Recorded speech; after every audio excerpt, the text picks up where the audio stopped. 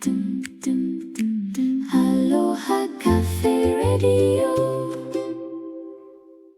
Welcome to today's deep dive. We're looking at a pretty fascinating set of notes today titled Instrument Guided Faith. Yeah, it's a really interesting framework. Right. And it anchors itself in this ancient text, 2 Corinthians 5.1 through 7. So our mission today is to explore this profound framework for navigating the unseen uncertainties of life. Because, well, the notes argue that we are generally terrible at handling the unknown. Oh, absolutely. We are wired to just panic when we can't see what's coming. Exactly. So we're going to look at the psychological, practical, and I guess philosophical ways we try to see through the fog of our own lives. And to get us started, the author uses this highly vivid real-world scenario. Such a great hook. It really is. So picture this. You are on a flight from Los Angeles to Maui, but you have a layover in Oakland. You are absolutely exhausted from attending this long, grueling conference. Just completely drained. Right. You just want to sleep. But the flight is completely packed. And not just packed, it's chaotic. Like, the notes describe the cabin as feeling exactly like being trapped on a school bus full of sugar-crashed kindergartners. Which paints a rather claustrophobic picture, honestly. I mean, you can instantly imagine the sheer wall of noise, the sensory overload. Oh, totally. You've got kids crying, kids yelling across rows, begging for very specific snacks that you absolutely cannot find on a commercial airplane. Right, like they want the exact brand of fruit snacks or nothing. Exactly. And the parents, they aren't trying to keep the volume down either. They're bonding across the aisle, loudly chatting about their big vacation plans, renting cars, booking Lavaris. Just zero situational awareness. None. It is so loud you can barely hear the captain's announcements over the PA system. And the author of our source material is just trying to survive the journey. You know, he's fallen asleep sitting straight up. Oh, the worst kind of sleep. Right. His head is dropping forward. You know that horrible airplane sleep where you wake up and your throat is just completely dry? Because your mouth has been hanging wide open for like an hour. Exactly. It's so embarrassing. And because it's a budget flight, there are no screens on the backs of the seats. Oh, of course not. You're supposed to, like, download an app to watch movies, but he's way too tired to figure that out. So he's just killing time, playing little games on his phone, dozing off, waking up, and basically repeating this miserable cycle for 5.5 hours. But underneath all that mundane cabin chaos, there is a much larger tension building outside the aircraft. Right, because the author is actually an airplane enthusiast. So he's paying attention to the flight path and the weather. And he knows there were sick clouds earlier. He's actually watching the mechanics of the trip. Yeah. Usually when they approach Maui, he loves to look out the window, spot landmarks like the town of Wailuku, and get his bearings. He uses those visual cues to understand exactly where he is. Which makes sense. It's comforting. But this time, as they begin their descent, he looks out the window and sees pure white. Just nothing. They've flown into incredibly thick clouds. It is zero visibility. And what's fascinating here is the stark contrast the author points out. The rest of the passengers are completely oblivious. Totally distracted. Right. The kids are still playing, the parents are still laughing.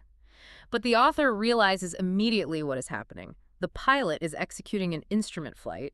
Which means they are landing a massive commercial jet completely blind. Exactly. Relying entirely on the dials in the cockpit and the voices in their headset. And this real-world scenario, a pilot landing a plane blindly by trusting instruments instead of their eyes, is the central metaphor of our notes today. It's the whole blueprint. Yes, it serves as a blueprint for how we are meant to navigate life when our own visibility drops to zero. But, okay, let's unpack this, because before we can understand how to rely on those instruments, the source material forces us to confront a pretty uncomfortable reality. The flaws in our own system. Right. We have to establish why we can't just trust our own eyes in the first place. The argument here is that our default biological dashboard, our physical sight, is deeply flawed. It's basically an evolutionary hurdle. Our biology demands visual confirmation to feel safe, you know? We are wired to trust what we can physically see. But the notes provide some incredibly relatable, funny examples of how easily our vision deceives us and how hard we fight to cover that up. Yeah. The author calls one of these scenarios restaurant pride. Oh, I loved this part. It's so true. Right. You go out to eat, and you realize you forgot your reading glasses. But instead of just admitting to the table that you can't read the menu, you sit there, staring at this blurry page, pretending to read it. Just nodding thoughtfully at a blur of text. Yeah. And then when the waiter comes, you put on a brave face and just say, I'll just have the usual. We would literally rather fing our way through a meal than admit a tiny vulnerability. Think about how often you do this in your own life. Like, think about the last time you were in a meeting at work and someone used an acronym you didn't know. Oh, constantly. Did you stop the meeting and ask what it meant? Or did you just nod, pretending you completely understood the strategy, just flying totally blind to save face? Almost everyone just nods. Yeah. The source notes also give this great visual example from the author's home. He has this bowl painted with delicate cherry blossom petals. And one of those painted petals happens to be the exact size and color of a grain of rice. I can see exactly where this is going. Yeah, he frequently finds himself picking at the bowl with his chopsticks, trying to pick up a piece of rice that doesn't actually exist. Yeah. His eyes tell him one thing, but physical reality is entirely different. That illusion is a perfect microcosm of the broader philosophical point here. Our eyes just flat out lie to us sometimes. And if we connect this to the overarching framework of the source text, 2 Corinthians 5.1, it completely changes how we view our day-to-day stability. How so? Well, the text describes human life in this world as a tent, a temporary, non-permanent dwelling. A tent. Not like a brick house with a deep foundation, not a reinforced bunker, just a fragile tent. Exactly. And consider the psychological toll of living in an actual tent long term. You don't have the luxury of taking your basic needs for granted. No, you'd be stressed all the time. Right. You're constantly worried about unseen, unpredictable necessities. Where's the clean water coming from? Where do I handle sanitation? How am I going to stay warm if the wind suddenly shifts? Every single basic comfort requires active effort, and you are entirely exposed to the elements. Living in a tent basically means living in a state of hypervigilance. You're constantly scanning your environment for threats. And the spiritual argument the notes are making is that if our lives are essentially just temporary tents, we cannot possibly live with true lasting peace if we only rely on what our highly fallible eyes can see. Because what we see is temporary and, as we established, often deceptive. Right. If you rely on your physical eyes in a fragile tent during a massive storm, your fight or flight response is going to completely take over. You are going to panic. Which brings us to the core dilemma. Since our physical eyes deceive us and our tent is inherently fragile, how do we override that biological instinct to panic when the thick clouds roll in? We have to look at what the professionals do. Exactly. To figure that out, the author turns back to the mechanics of flight. Specifically, what a trained pilot does when they lose visibility. The mechanics of an instrument flight offer this profound psychological roadmap. Because when a pilot loses visibility, they experience a physiological phenomenon called spatial disorientation. Which sounds terrifying. It is. Without a visual horizon, the fluid in the human inner ear can actually lie to the brain. A pilot might feel like they're flying perfectly level, when in reality the plane is caught in what aviation calls a graveyard spiral, banking downward. Wow. And the author mentions how much he craves visual reassurance. He specifically books the window seat because he wants to look out and confirm the mechanics. He wants to see it working. Yeah, he wants to see the flaps on the wings adjust. He wants to visibly see the exact moment the landing gear deploys. He wants to be in control through observation.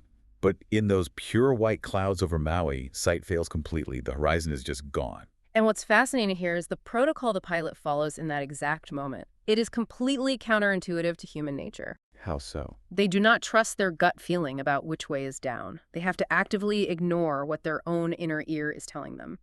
They declare an instrument flight and transition to relying on a highly complex system of real-time external data. Right. The control tower is feeding them exact distance to the runway, altitude, speed, wind direction, ground conditions. And the pilot takes those external instructions and cross-checks them with the sensitive instruments in the cockpit.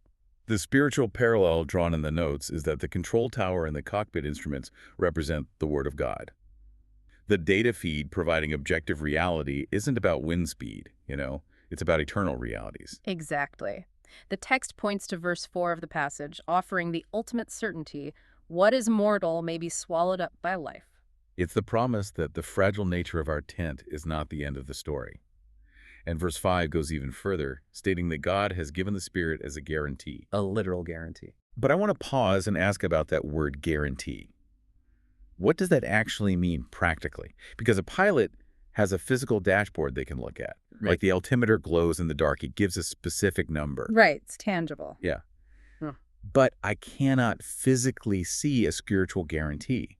So if this isn't a visible dashboard, how are we supposed to read that data feed over the overwhelming noise of our own anxiety? Well, that is the friction at the center of this entire concept. The guarantee mentioned in the text is not described as some warm, fuzzy emotional comfort. Right. It's positioned as an objective reality, an Yeah. anchor.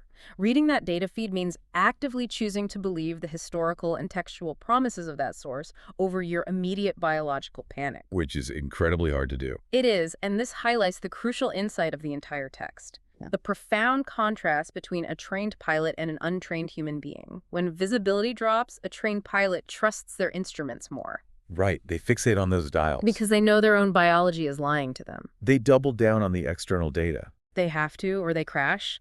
But untrained humans do the exact opposite in life. When our circumstances worsen, when a relationship fractures or the bank account drains or a diagnosis is terrifying, we abandon our instruments. We just drop them. Yeah, we stop looking at the objective promises of our faith or our core values. Suddenly, we trust our faulty feelings more. We trust the anxious atmosphere around us more. We elevate other people's panicky opinions to the level of absolute truth.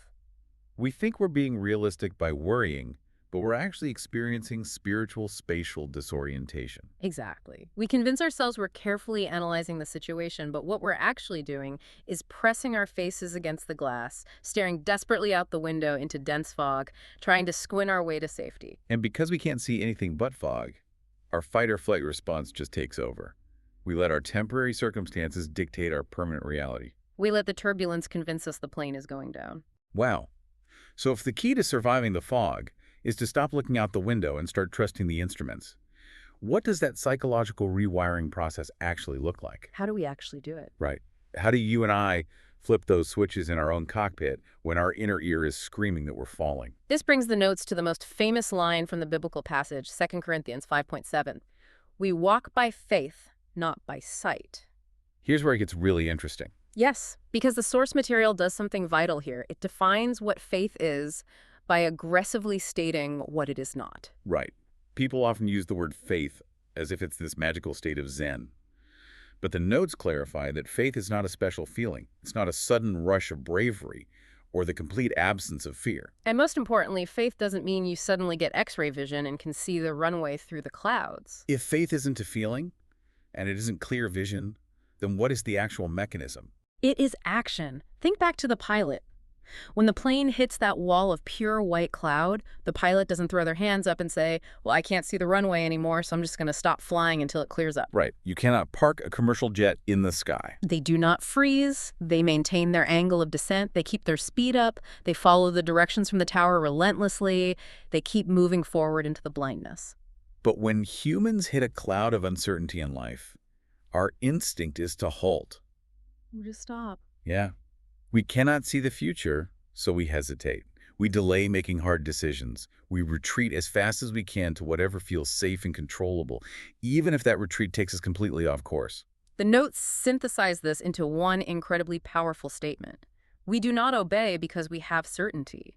We gain certainty because we obey. That completely flips the script on how we usually operate. I mean, we usually demand the map before we take a single step. We want the guarantee of the destination before we commit to the journey. But the notes argue that faith is the physical act of moving while we still cannot see.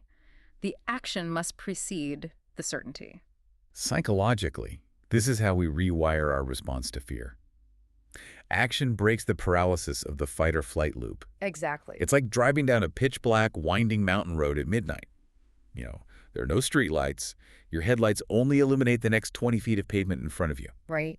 You don't put the car in park and say, I can't see my driveway 10 miles from here, so I'm just going to wait right here on the side of the cliff until the sun comes up. You would be stuck in the dark indefinitely. Exactly. You drive your car into the 20 feet of light that you currently have. And as you move the car forward into that space, the light moves with you, revealing the next 20 feet. The action has to happen in the dark. You have to drive into the edge of the light to get more light. That is a brilliant visualization of how the mechanism of faith in action operates. You act on the instrument data you have right now for the next 20 feet. And the source notes provide very grounded, practical applications of what this instrument flight looks like. It's not just abstract theology. Not at all. The applications are gritty. The notes argue that instrument flight means forgiving someone that you deeply, fundamentally do not want to forgive. Your feelings are screaming for revenge, but the instrument of the word tells you to forgive, so you take the action despite the feeling. It means taking a step forward in a new calling, a new relationship, or a new responsibility, despite the very real physical anxiety sitting heavy in your chest. You move into the 20 feet of light anyway. It means continuing to do the right thing, like showing up for your kids, working with integrity, even when you see absolutely zero positive results from it in your immediate environment. You trust the long-term reading over the short-term visibility. Ultimately, it is the daily grueling choice to elevate an objective truth over your own fluctuating emotions. It's flying the plane by the dials, not by the sweat in your palms. That's incredibly well said. Well, as we wrap up this deep dive, the ultimate encouragement we can pull from these source notes is a reminder of the quality of the instruments available. Oh, absolutely. The author makes the point that the Word of God and the guidance discussed in this text are infinitely more accurate than the multi-million-dollar instrument panels on a modern jet. They are vastly more reliable than any human air traffic controller sitting in a tower. So when the clouds roll in, we don't need to wait for the sky to clear. We just need to keep moving forward. Exactly. I want to leave you with a thought that builds on this metaphor, something to examine in your own life today. We have talked entirely about trusting the instruments when the fog rolls in, but what happens when your internal instrument panel hasn't been calibrated recently? Oh, that's a great point. In aviation, an uncalibrated altimeter is just as dangerous as trusting your own dizzy inner ear. If faith is acting on the data you are receiving, take some time to look at what data feeds you are actually allowing into your cockpit. Right. Are you flying with outdated maps? Are your instruments calibrated by the constant panic of the news cycle, the comparison trap of social media, or the cynical opinions of the people around you? If your primary data feed is anxiety, your instruments are going to tell you to crash. That changes the entire perspective. We have to be actively aware of what is informing our dashboard before the storm even hits. Well, thank you for joining us on this deep dive. It has been an incredible journey through these notes, unpacking the psychology and the mechanics of navigating the unknown. It really has. We appreciate you taking the time to explore this with us. Check your instruments, calibrate your dashboard, and we will catch you on the next deep dive. Fear is one of a kind of grow. People say, let's go grow. Hawaiian island fire, gentle inside.